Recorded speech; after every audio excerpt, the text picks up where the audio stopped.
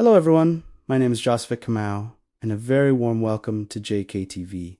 Before we dive into today's topic, I kindly ask you to please like this video, share it with your friends, and drop a comment below. And if you haven't already, make sure to subscribe to the channel so you don't miss out on our future content. Today, we're taking a deep dive into another significant chapter in Kenya's security history, Operation Usalama Watch. Now, let's set the scene. The year is 2014.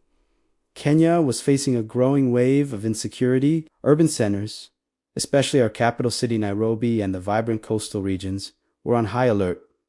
The threat of terrorism was no longer a distant headline. It was a clear and present danger that was affecting daily life and creating a climate of fear. In response to this escalating situation, the Kenyan government decided to take decisive action. This led to the launch of a massive security initiative known as Operation Usalama Watch.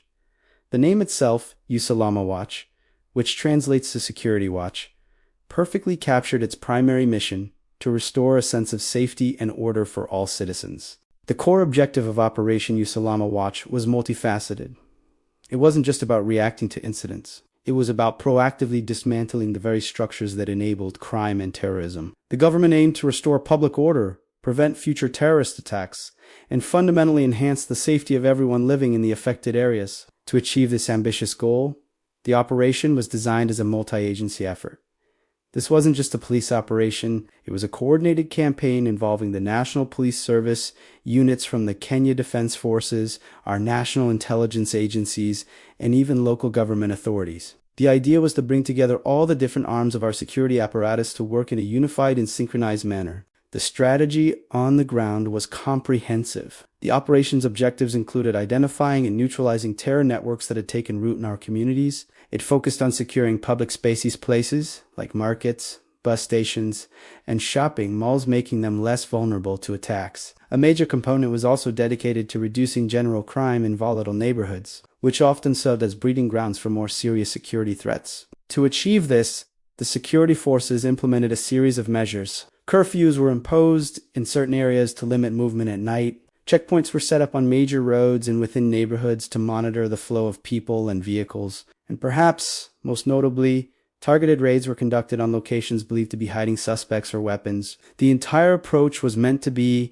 intelligence-led, meaning that actions were based on credible information gathered by our intelligence agencies, making the operation more precise and effective. So, did it work?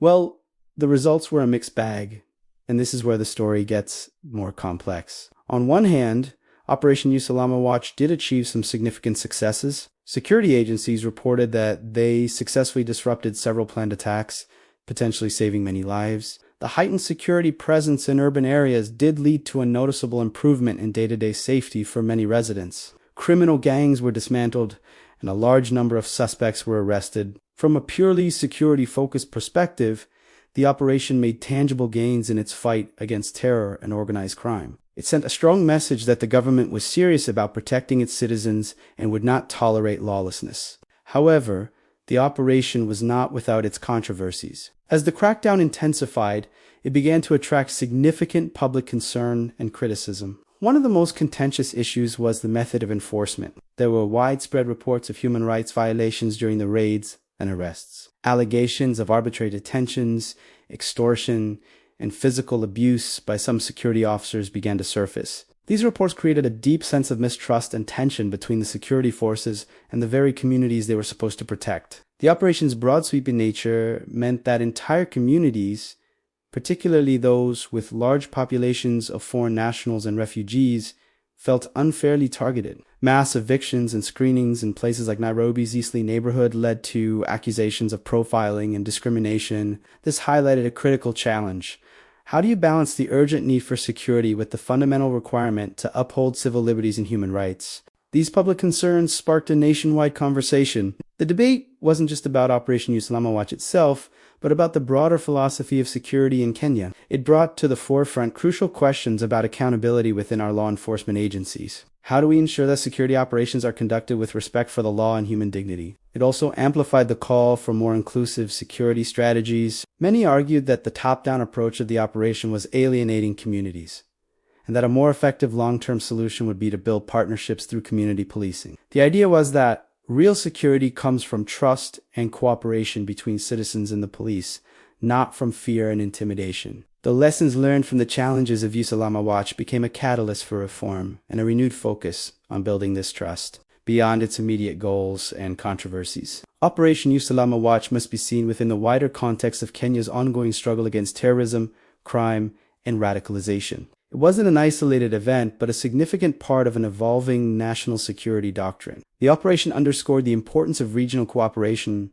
as the threat of terrorism is not confined by borders. It reinforced the shift towards more proactive, intelligence-driven strategies rather than purely reactive ones. The government learned that preventing an attack is far better than responding to one. The experience also highlighted the complex link between socioeconomic conditions, marginalization, and vulnerability to radicalization, prompting a greater focus on addressing root causes alongside security enforcement. Today, Operation Usalama Watch remains a critical reference point for understanding Kenya's security landscape. It serves as a case study in the complexities of urban security operations. It demonstrates the successes that can be achieved through decisive multi-agency action, but it also serves as a stark reminder of the potential pit. The operation's legacy is dual-sided. It reflects a period of heightened security and successful counterterrorism efforts, but also a time of strained community relations and important lessons learned about human rights. It has profoundly influenced subsequent security policies in Kenya,